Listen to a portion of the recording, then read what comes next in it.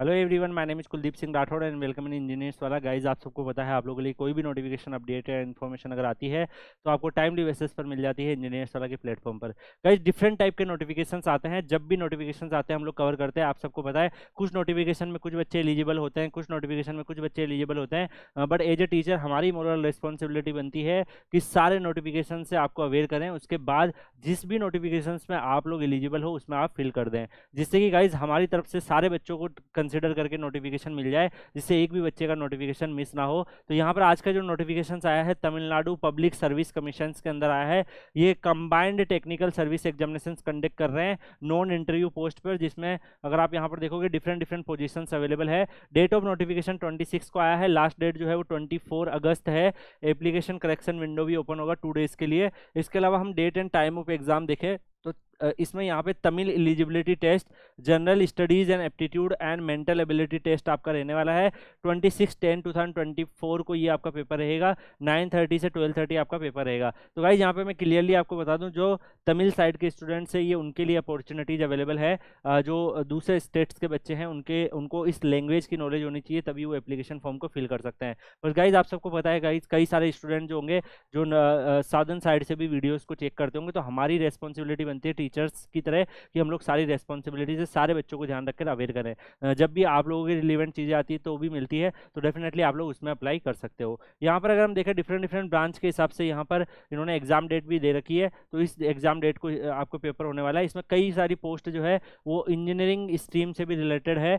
यहाँ पर assistant engineer की वैकेंसीज अवेलेबल है सिविल के लिए। तो यहाँ पर उसकी टोटल 5 वैकेंसीज है। Assistant engineer civil, Chennai metropolitan and development authority में 1 वैकेंसीज। ऐसे ही अगर आप यहाँ पर देखोगे एग्रीकल्चर ऑफिसर की वैकेंसीज है। आर्किटेक्चर के बच्चों के लिए भी यहाँ पर वैकेंसीज अवेलेबल है। असिस्टेंट इंजीनियर सिविल की वाटर रिसोर्स में 115 वैकेंसीज यहाँ पर अवेलेबल है। और ऐसे ही अगर आप यहाँ पर देखोगे असिस्टेंट इंजीनियर सिविल की पब्लिक वर्क्स में 45 वैकेंसीज अवेलेबल है। असिस्टेंट इंजीनियर हाईवे में 3 वैकेंसीज। असिस्टेंट इंजीनियर इलेक्ट्रिकल के बच्चों के लिए 67 वैकेंसीज यहाँ पर अवेलेबल है। असिस्टेंट इंजीनियर इलेक्ट्रिकल की 13 वैकेंसीज यहाँ पर अवेलेबल है।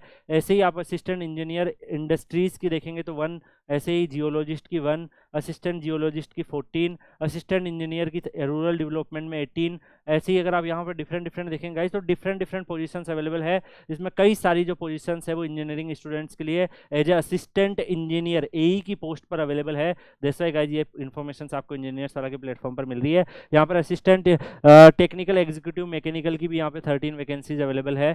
ऐसे ही अगर आप यहाँ पर देखोगे और भी डिफरेंट डिफरेंट टाइप की वैकेंसीज अवेलेबल है। काफ़ी बड़ा नोटिफिकेशन है, 191 पेज का नोटिफिकेशन है।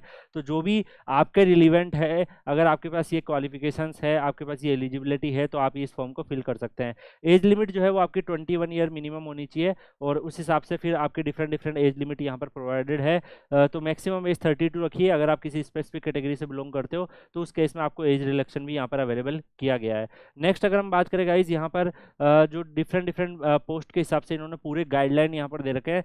तो जो भी इंपॉर्टेंट गाइडलाइन है वो मैं आपको हाईलाइट कर रहा हूँ। पीडब्ल्यूडी कैंडिडेट जो है उनके लिए भी सीट्स अवेलेबल है। अगर आप यहाँ पर देखें गाइज, एग्रीकल्चर ऑफिसर के लिए क्या क्वालिफिकेशन चाहिए, बाकी जैसे अगर आप डिफरेंट डिफरेंट पोस्ट के हिसाब से देखें तो इन्होंने क्वालिफिकेशन भी दे रखे हैं।